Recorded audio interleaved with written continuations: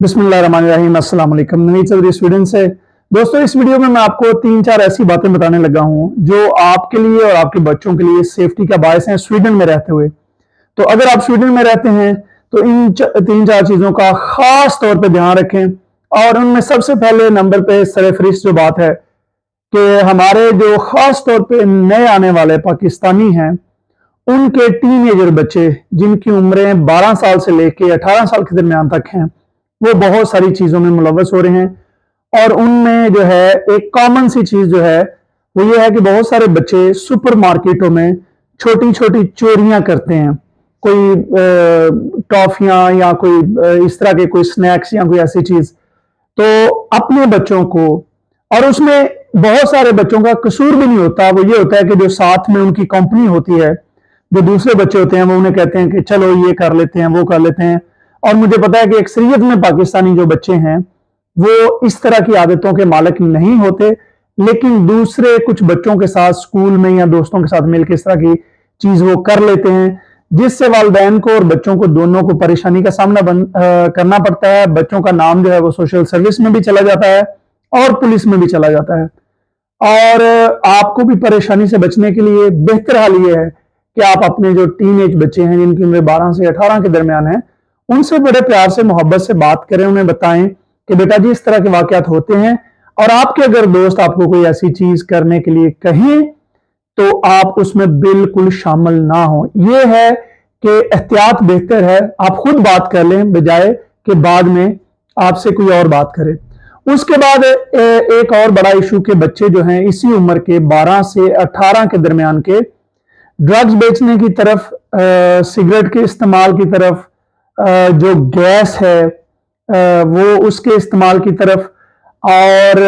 बहुत सारे दूसरे क्राइम जो हैं उनकी तरफ जा रहे हैं, जिसकी वजह से बहुत सारे बच्चे अरेस्ट भी हो रहे हैं, बहुत सारे वालिदैन को परेशानी का सामना भी करना पड़ रहा है। और उनमें से ऐसे बच्चे भी हैं जिनके वालिदैन को अभी यहाँ पर आए हुए तकरीबन 6 महीने से लेके 5 साल के दरमियान अरसा हुआ है। तो इस चीज का ख्याल रखें कि अपने बच्चों से इस बारे में बात करें। उसमें वजह यह है कि बहुत सारे जो वालिद हजरात हैं खास तौर पे, वो सुबह 8-9 बजे 10 बजे सो के उठते हैं, बच्चे स्कूल चले गए होते हैं, उसके बाद वो रात को 10-11 बजे काम से आते हैं। तो इस तरह के मामला जो हैं वो खराब हो रहे हैं। तो आप अपनी जिंदगी में बैलेंस पैदा करें, बच्चों के साथ कुछ टाइम गुजारें। आपके कागजात और ये सारी मेहनत जो आप कर रहे हैं ये आने वाली नस्लों के लिए करते हैं ना। तो अगर आपकी आने वाली नस्ल जो है वही आपके हाथों में ना रहे या वो किसी गलत काम की तरफ चली जाए तो आपको उसका बहुत नुकसान हो सकता है। इसलिए बहुत जरूरी है कि आप अपने बच्चों से खुल के इन चीजों के बारे में बात करें, ड्रग्स के बारे में, क्राइम के बारे में। और एक हमारे जो है वो पाकिस्तानी दोस्त जो हैं, मेरे दोस्त नहीं है लेकिन बात करने का एक अंदाज है कि जो एक पाकिस्तानी दोस्त हैं,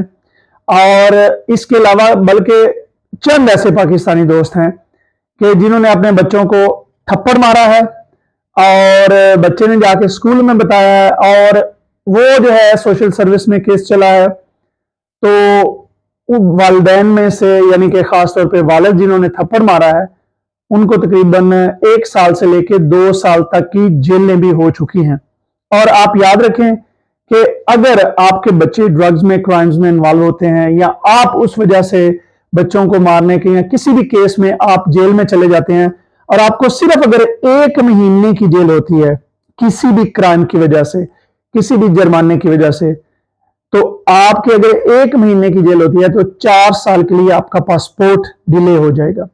और अगर आपको 4 महीने से ऊपर जेल होती है तो फिर और साल, फिर अगर आपको साल तक जेल होती है तो हो सकता है फिर आपको अगले 15 से 20 साल पासपोर्ट नहीं मिलेगा। तो इस वजह से आप अपने डॉक्यूमेंट्स भी जो है वो लूज कर सकते हैं। इसके अलावा 1-2 और छोटी छोटी बातें मैं आपको बताता हूं कि यहाँ पे एक और चीज है कि हमारे लोग जो पाकिस्तान से खास तौर पे आते हैं, हमें वहां पे पाबंदी नहीं है कि हम कहीं भी साइड पे होके पेशाब कर देते हैं खड़े होके किसी दीवार के साथ, किसी झाड़ियों में। या तो एक बात याद रखिए कि यहाँ पे जो है वो कानून है, बहुत सख्त कानून है, कि अगर आप पेशाब करते हुए किसी कैमरे में आपकी रिकॉर्डिंग हो जाए या आपको पुलिस देख ले तो आपको वो फौरन वहां पे जुर्माना भी डाल सकते हैं, और ये जुर्माना जो है ये 600 करोड़ से लेके भारी जुर्माना भी हो सकता है। इसके साथ साथ एक और चीज है कि अगर आप कोई ड्रिंक पी रहे हैं, कोई कैन का डब्बा आप पी रहे हैं, कोई गत्ते का डब्बा या कोई शॉपर बैग है, वो अगर आपको फेंकते हुए पुलिस कहीं पे देख ले तो आपको जुर्माना हो सकता है फौरन उसी जगह पे, या अगर आप किसी कैमरे पे आ जाएं और वो जो है वीडियो जो है वो पुलिस को दी जाए तो आपको जुर्माना हो सकता है। इसके बाद एक और चीज है जिससे आपको ना सिर्फ जुर्माना हो सकता है बल्कि आप अपना घर भी जो है वो आप लूज कर सकते हैं, और उसके साथ साथ आपको जेल भी हो सकती है, 1 साल तक की उसमें जेल की सजा है। वो ये है कि जब आप अपने घर का कूड़ा यहां पे फेंकते हैं तो आपको पता है कि अक्सर हम लोग जो जाते हैं, अगर कूड़ा फेंकने वाली जगह फुल है तो हम साइड पे ही रख के आ जाते हैं। तो उसका फिर ये होता है कि अगर उस कूड़े में आपका कोई खत है, आपके घर का कोई पेपर है, आपके बच्चे ने कोई चीज वहां पे डाली है, कोई स्कूल का कागज है या कोई ऐसी चीज है जिससे आपका एड्रेस, आपका नाम पता चलेगा, तो वहां पे अगर वो